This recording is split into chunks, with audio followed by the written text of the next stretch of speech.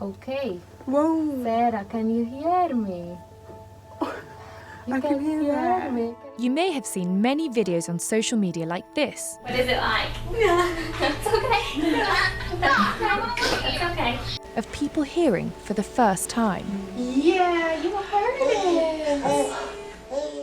But what you probably haven't thought much about is what hearing through a cochlear implant actually sounds like. See if you can understand what this is. Wow. What it is, It doesn't make me hearing again. and why someone who is deaf would choose to get one or not get one. I kind of disagree when doctors say a cochlear implant will improve your child's quality of life. What does that actually mean? 1 in 5 people in the UK are deaf or have hearing loss. That's at least 12 million people. And every day they are faced with a world that's not built for them. The hearing world, my personal view, they think deaf people are like monsters. You can see them recoil at you. I want to show you a glimpse of what it's like to be deaf in Britain today. My deaf identity, I got that from being at a deaf school. The language and community that's built around it. I'm gutted to see the deaf schools closing.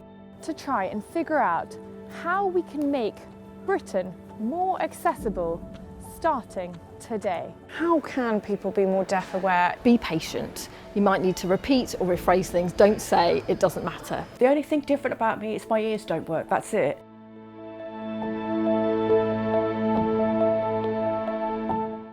So I'm meeting Michael, but my signing is not very good. So I've booked an interpreter. Michael's first language is British Sign Language. That's my great-grandfather, who's deaf. His name is Arthur. His mother is hearing, but his dad's side of the family is deaf. They have communicated in BSL throughout the generations. When I was born, the doctor said, "Your son's deaf," straight away. It was a shock for my mother. My dad was absolutely fine because he's deaf as well, so he wasn't bothered in the slightest. For my mum, it was. She was worried about my future, what was going to happen. The doctor suggested Michael get a cochlear implant. This is only offered to people in the UK with severe hearing loss and requires invasive surgery. My father refused. He said, "No way, my son's not going to get a cochlear implant. He's perfect as he is." Externally, a cochlear implant consists of a microphone and a speech processor that sits behind the ear, and a transmitter that's attached to the scalp by a magnet. During the surgery, a receiver with another magnet is placed inside the scalp, and a thin wire of electrodes is inserted inside the inner ear, in the cochlea. The electrodes bypass the damaged parts of the inner ear and send signals directly to the auditory nerve, which sends sound to the brain.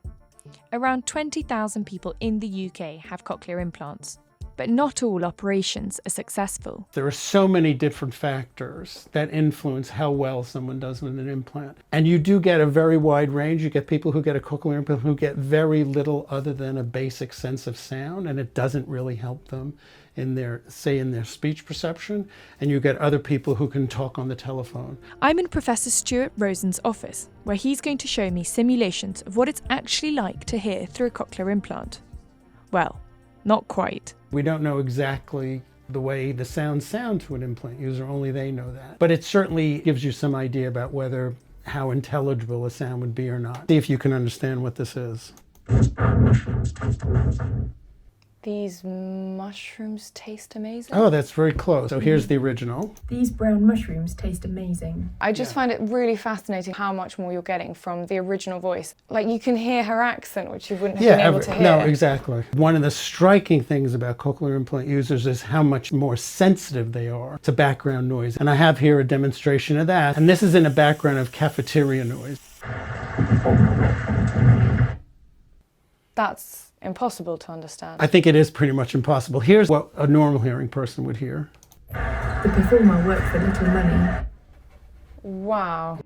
Amy, who's from an entirely deaf family, was not implanted as a child. My parents, when they found out I was deaf, they were actually over the moon. But she surprised the rest of her family when at 16 she decided to get a cochlea. It took 2 years for Amy to be approved for surgery. With the cochlear, I can actually hear quite a lot. I can hear birds singing, I can hear water dripping, cars driving past. It was quite weird. I couldn't hear that even with the hearing aids and prior to that. So the first time I could hear all these, I could hear my mum's voice for the first time. I've never heard my mum's voice until I had the cochlear. So it does help me a lot. Choosing what school to go to can also make a big impact on quality of life. Deaf children can go to mainstream schools and request specialist provision, or go to special deaf schools. Some mainstream state schools also have specialist deaf units.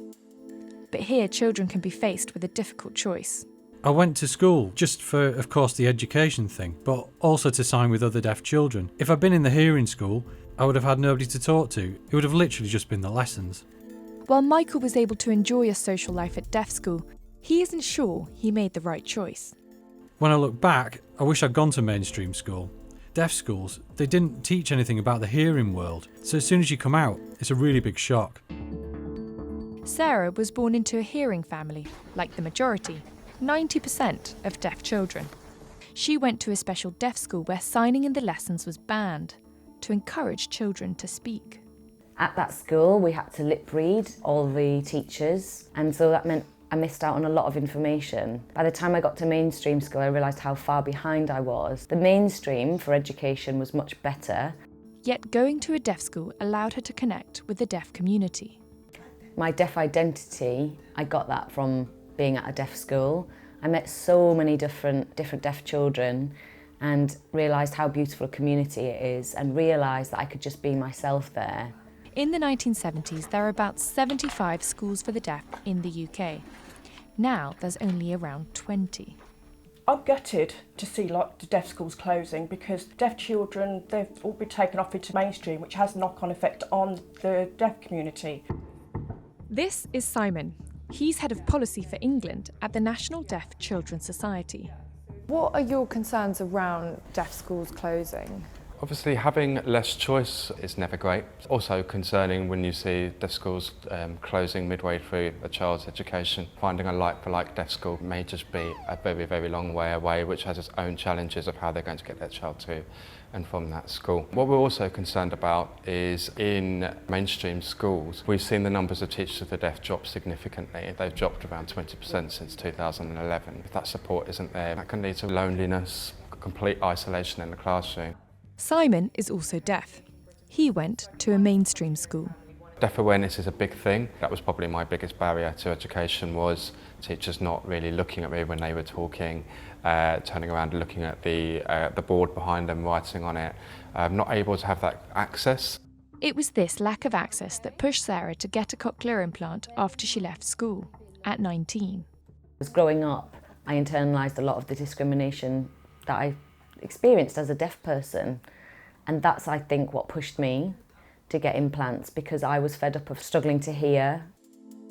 Discrimination in the hearing world is a big issue. In 2024, the Royal National Institute for Deaf People surveyed over 5,300 people who are deaf or have hearing loss in the UK. We found that over a quarter of people were just reporting that they were ignored in public places. Over half of people found that people were shouting at them as a way to communicate. And over half of people were just also told, oh, it doesn't matter in a conversation, so if you miss something and they have to repeat it. And that made people feel like they don't matter. How can people be more deaf aware, especially, someone who's never met someone who's deaf before? There's some really simple tips that we've created. So there's 3 things you can do.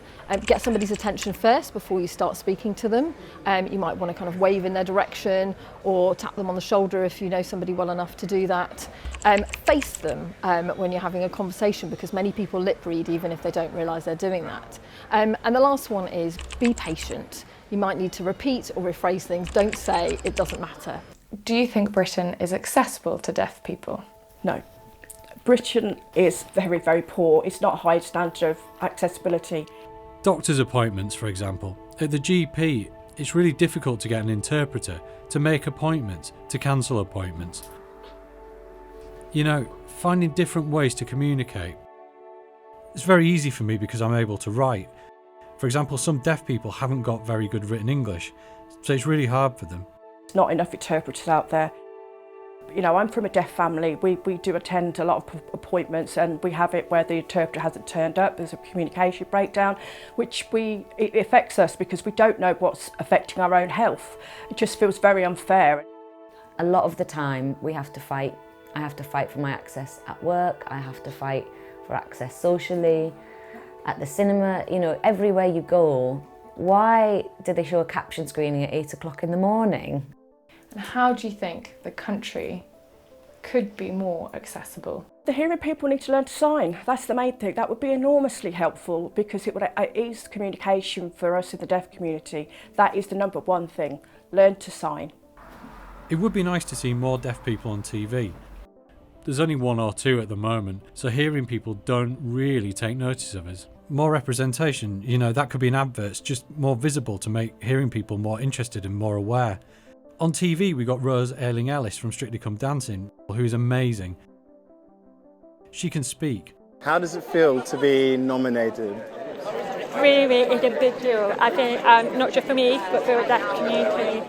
It's not bad that she can speak. She's wonderful. But we mustn't forget that when, you know, hearing people see her, they think all deaf people can speak like her. But it's really, really varied.